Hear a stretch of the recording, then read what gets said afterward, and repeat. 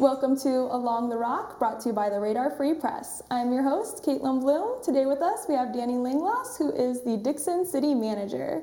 So I brought you here to talk about a few things today. First, I want to start with Project Rock. So what is that? What are you guys working on right now? What does the future look like for that project? So Project Rock is phase 4 of the 4 phases. It's the 4th and final phase of the Riverfront Master Plan, which was created and envisioned by the Dixon Riverfront Commission more than 20 years ago. And Project Rock specifically is going to create and is creating a pedestrian bridge across the old railroad trestle. And then it's tying in and creating a bunch of new pathway through Page Park and redoing roadways and stuff within Page Park. So with this project, we're going to add 1.8 new miles of pathway and connect that to phase 3, which is the pathway down along Dixon's river walk there. So we're going to be able to go from Page Park, walk downtown, and then continue walking along that river walk is the idea, right? Absolutely. So with this phase, that connects the north and the south side. There's quite a bit. I mean, there's going to be a total of 3.5 or 4 miles of pathway. That pathway goes all the way down to Rayner's Plant 1, their main headquarters. And then you come back along the riverfront, it goes down to 7th Street right now. You cross the bridge onto the north side, the side of the high school, and there's pathway that'll go down along the road to the ball fields and up around there. But then there's also pathway that goes through the woods. And then depending on which way you want to go, it'll end up leading out to the meadows, which there's a ton of pathway out there. And eventually one day, we're going to end up getting that pathway out to Sauk. Wow, so you're really increasing the walkability of town. I just love that idea because there's always so much going on the Dixon Riverfront. Now we're going to have a new way to walk over there. So with this bridge, when are you expecting completion? So the bridge will be done, that project will be done, we're hoping, knock on wood, like it's ahead of schedule, June of 2026. And it's going to be ready for this huge 250th celebration we're going to do for the birthday of our country. So the 250th birthday of the United States is July 4th of next year. And so we're going to have a huge event centered around the bridge. There's going to be a huge American flag coming off the bridge. It's going to be awesome. Wow, I had no clue. That's something really to look forward to then. So I know you guys have some more development going on closer at the Gateway project. So can you tell me more about that, what's happening right now in that project and what's going on for the future? Yeah, so one cool thing talking about the pathway is we have a project. So you've got the Gateway, which is right across from Walmart. And so behind the Gateway, there's those woods there. And so we're developing what's going to be called Bloody Gulch Park. And so the pathway that currently ends at 7th Street that the bridge is tied to will actually come all the way out through there and tie into the Gateway project and eventually to the industrial park. So you'll be able to go on a bike or walk on this pathway all the way from the industrial park down to the bridge area and across, which is exciting. So the Gateway project itself was really envisioned and had been for a long time. You know, there isn't a lot between, the Chicago suburbs and the Quad Cities. And so there's all this underserved area. And so we said, how can we create services for people to stop and to get off, but also things that our own community can take advantage of. So we worked with this developer, Dixon Land Group, which is Excite Real Estate and Walsh Partners, to bring that to life. And Gateway is the initial 27 acres of the development of that corridor. So I hear, rumor has it, new McDonald's, there's also a multi-tenant space. Yeah, a bunch more developments getting ready to happen. The ground is already moving on 26 at Kuehl Road, so again, right across from Walmart's where we're at.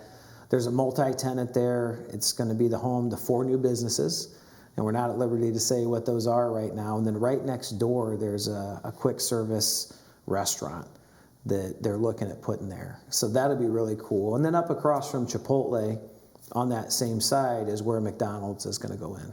Cool, perfect place to grab a bite to eat. Like you said, you have downtown, you're going to have that area, tons of food options. There are, and there's a lot more vision for that area and what we want to bring in. The big thing about McDonald's, it's just funny to see people react in their comments on social media, but McDonald's out in that area will bring a ton more traffic off the interstate right there. And when we think about, the funding of our communities, one of the reasons this project was so important was because as expense rise, you don't want to mess with property tax. Property tax is too high. I'm sick of property tax. But sales tax, on the other hand, I think it's over 45% of the sales tax that the city gets a year, which is our #1 revenue, comes from people who don't even live in Dixon. So when people are stopping and they're getting off, not only discovering this nice, small, great town, they're spending money here, and that really helps us in the overall picture of the city. Absolutely, like you're able to fund these roads and whatnot without raising property tax, because that's what people are always saying, oh, this road needs fixed, oh, this needs done. Well, look, this is a way for you to be able to pay for that stuff without taking it out of your resident's pocket. Absolutely, trying to keep property tax as low as we can, and that's a topic. I know, the assessor's office just changed assessed values, and they, came more to what the market is. And I mean, I live in the city. I felt that. Everybody's felt that. But the cool thing about the Gateway project is that project is designed to fund itself. And so we've created 2 TIF districts. So TIF is tax increment financing. I'll explain it at a high level. So there's the what we call the Fargo Creek TIF district, which is what the Gateway project is in, and then there's the Industrial Park TIF district. And so what happens in a TIF is whatever current property taxes are being paid to all the different taxing bodies, that freezes. They still get that. Nobody's harmed. But the new property tax created is what they call the increment, and that goes specifically into the TIF. And when you're developing farmland, that can turn into a lot of money. And why that is important is because the roads and infrastructure are expensive. It was $5.9 million to do the infrastructure just in Gateway. We won $3 million in grants, but we had $2.9 million left we had to pay. And we can't have that expense compete with doing our roads, or buying fire trucks or police cars or dump trucks or skid loaders. And so the way the TIF is designed is that all the new property tax created from the new development pays for that. And it's an exciting way to be able to do that without having to knock on the door of the school district and say, hey, we need $1 million for this, or the county or whoever else. So TIF has been important, and but for the TIF, these projects never happen. So that's really important to know that, yeah, like you said, it's not coming out of taxpayers' pocket to make all this development, because I'm sure that's just an assumption that people have. Well, it is. It's, it can be complicated, and, when I was the police chief, I didn't have any idea about this stuff. I've learned a lot in the last 8 years as the city manager, and we've created a great team, a well-rounded team, so we can identify how do we leverage some of these economic development incentives so that nobody is hurt and everybody benefits. And the great part, when you look at this TIF money, that has to be spent in the TIF, or it can be used in a TIF that touches that TIF. So this new property tax that's coming in for the TIF can't be used just to pave normal roads or to buy fire trucks or police cars or things like that. It has to be used within the TIF. And then after the 23 years of the TIF ends, and then all that property tax then begins distributed to all the different taxing bodies, which is a big benefit. So the other taxing bodies have to wait to get it, but they also don't have to put money in to do all the infrastructure. Because there's around $25 to $30 million of infrastructure that needs done total in the TIF, and we'll do that incrementally. And right now we have $9 million just from the projects that have been done, without finishing that project, without some of the development that'll happen across the street, and without the development that'll happen on the 65 acres behind Walmart we just purchased. That's so cool. You guys are really moving along. So I want to switch topics a little bit. You have had a few changes to the liquor code, and I know the votes weren't unanimous, and people are just wondering if you can clarify what is the liquor code right now? Yeah, so leading up to the initial change, so about a month before this came back before the council their goal was to allow minors to go into a place like Shinny's, which is a place that's 21 and over, because they've got golf simulators in there and arcade games. And so that was the goal and the request. And then there was a little bit of talk about, the Last Stop and Crystal Cork have specific rooms you can rent out.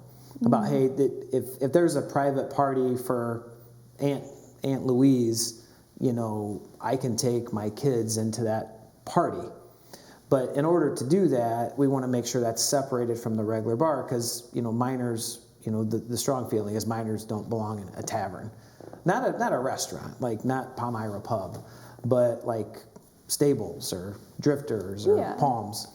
And so, but unfortunately, the unintended consequence of the initial change allowed for somebody to take their minor child into the tavern.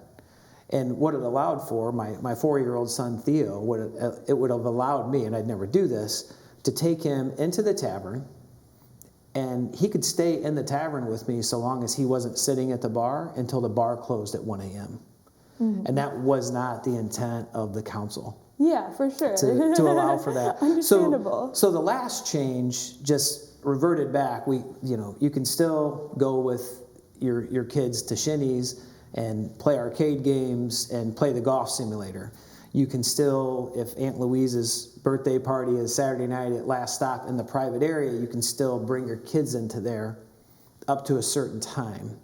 But you can't, go in with 4 and 5 and 6-year-olds into just a regular bar like Stables or Palms or Drifters or Tipsy. That's good clarification then. And what's that specific time?